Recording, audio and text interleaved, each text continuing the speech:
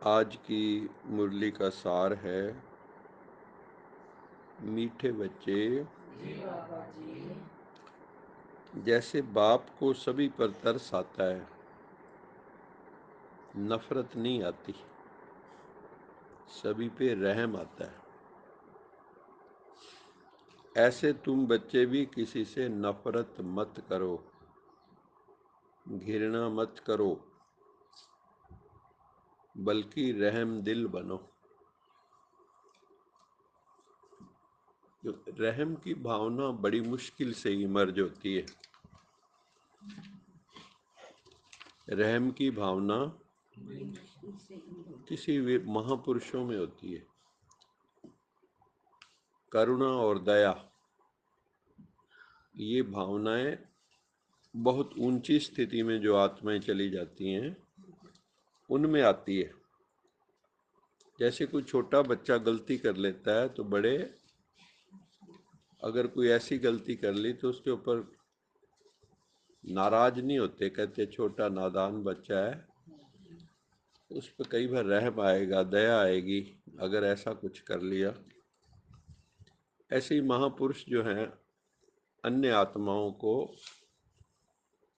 जब देखते हैं दुख में है, शांति में है, पीड़ा में है, रोगग्रस्त है, तो उनके मन में करुणा आती, दया आती है, रहम आता है कि ये भी जो है दुखों से मुक्त हो जाएं, अशांति से मुक्त हो जाएं, ये भी सुख माने, ये भी सुख शांति का आनंद लें, खुशियां आए इनके जीवन में भी, खुशियों के फूल खिलें। तो बाबा कहता है कि जैसे आप कुछ भी करो, इवन कई लोग भगवान को गाली भी दे देते हैं, मैंने तुम्हारे लिए ये किया वो किया।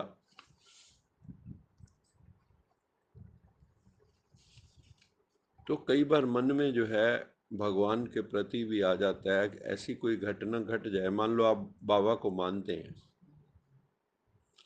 फिर भी आपके घर में ऐसी कोई घटना घट गई जो सारी जिंदगी को हिला सकती है, तो उस वक्त भगवान पे भी गुस्सा आता है। भले ही कई अपनापन समझ के करते हैं, मेरे साथ ऐसा क्यों किया, लेकिन बाबा कहते हैं कि रहम की भावना जो होती बड़ी ऊंची भावना है। उस वक़्त आप भगवान को गाली भी देंगे, कोई ऐसे भाव रखेंगे, कुछ कह भी देंगे, तो भी भगवान रहम की भावना कभी छोड़ता नहीं है। उसका सबके ऊपर जो है करुणा भाव, दया भाव है।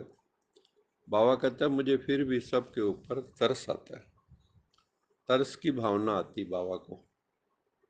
बाबा जो है उनके प्रति ऐसा नहीं होता इसने मुझे गाली दी तो आगे मैं ऐसा करूं, दुनिया वाले क्या करेंगे। एक की दो गाली। अगर आप किसी को गाली दो तो आपकी आरती तो उतारता नहीं। क्या करेगा, एक की चार सुनाएगा। आप भी ऐसे ही करते हो, कोई कुछ बोल के देखे जरा, उसी क्षण अंदर बैठा हुआ नाग। रावण जान देगा। हम्म बिल्कुल जागेगा रावण। इसलिए शेष सैया पे दिखाया है विष्णु जी को। शेष क्या है, शेष नाग। शेष को क्या दिखाया, शेष नाग के ऊपर। नाग को भी जब शैया हम बना लेते हैं, काटने वाली परिस्थितियों को भी जब हम सुख का स्थान बना लेते हैं, आराम करते हैं, उस वक़्त भी ऑड सर्कमस्टांसेस में भी माइंड इवन होता है। जब हमारा, उसको कहते हैं वास्तविक स्थिति। नहीं तो ज़्यादातर रिएक्शन देते हैं हम, टिट फॉर टैट करते हैं, ईंट को जवाब पत्थर से देते हैं। लेकिन भगवान ईंट का जवाब पत्थर से क्यों देगा, क्योंकि उसके बच्चे हैं, है ना। हालांकि कई जगह कहते हैं कि वो असुरों के संहार के लिए लेकिन फिर भी दिखाते हैं कि रावण को भी जब मारते हैं तो रावण की आत्मा भी निकल के राम में ही विलीन हो जाती है, ऐसे नहीं। और भक्ति मार्ग, रावण चाहता ही यही था कि आप इतना उत्पात मचा दो कि भगवान को आगे मारना पड़े, अपने आप ही सदगति हो जाएगी, ऐसा। तो ये बड़ी सूक्ष्म बातें हैं। इसलिए बाबा कहता है मुझे सभी के ऊपर रहम आता है, तरस आता है, किसी से भी कभी नफरत नहीं आती। जबकि हम लोगों को कोई थोड़ी सी भी बात कह दे, हम उस बात को चुन लेते हैं, और चुन के उसको कोट करते हैं, वर्णन करेंगे उसका, और फिर उस आत्मा के प्रति भी भाव क्या पता सारी जिंदगी के लिए ही बदल दें। ये बड़ा खतरनाक है कि हम किसी के प्रति सारी जिंदगी के लिए एक भाव रख लेते हैं, जबकि हर इंसान बदल रहा है। कोई भी मुरली जो सुन रहे हैं, 10 साल पहले जो स्थिति थी और जो आज है वो सेम थोड़ी है। मान लो आपने उस वक्त कोई भावना बना ली उनके लिए 10 साल पहले वाली, तो आपकी गलत भावना है उसके प्रति, जबकि वो ऐसी आत्मा अब नहीं है। तो इसलिए किसी से भी नफरत, किसी से घृणा, किसी से द्वेष की भावना नहीं रखनी। ऐसे तुम बच्चे भी किसी से नफरत मत करो, किसी से घृणा भाव मत करो, किसी से। फिर लोग ना दूरियां भी बना लेते हैं। मान लो स्थूल दूरी ना हो, मन की दूरी हो जाती, फिजिकल डिस्टेंस नहीं होता, मेंटल डिस्टेंस होता है। वो बंदे मिलते रहेंगे आपस में, लेकिन मन में गांठ पड़ चुकी होती। अगली बार मिलेंगे, हाँ मिलेंगे तो सही, बात भी करेंगे, लेकिन अंदर वो जो तीर लगा हुआ है उसके जख्म भी इतनी आसानी से जाते नहीं। उसके व्यवहार से तो दिखी।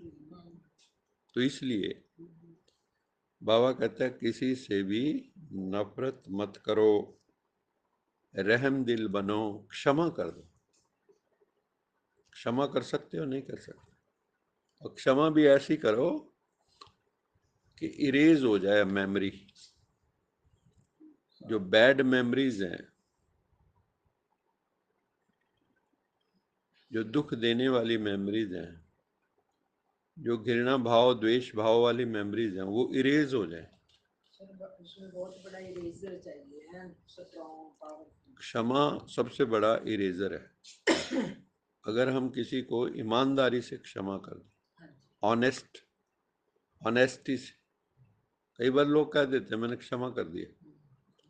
अगर आपने ईमानदारी से क्षमा किया है तो उसके प्रति पुराना भाव फिर कभी नहीं आएगा, ऐसा नहीं। अपने चित्त में देखना चाहिए झांक के, इस सारे जगत में ऐसी कोई आत्मा है जिसके प्रति मेरे मन में द्वेष भावना हो, नफरत की भावना हो, घृणा की भावना हो, या शत्रुता की भावना हो? ऐसा कोई संसार में है? अगर है तो आपका योग नहीं लग सकता। क्या समझे? किसी के प्रति भी इल विल ना हो। सबके लिए क्या सोचना है?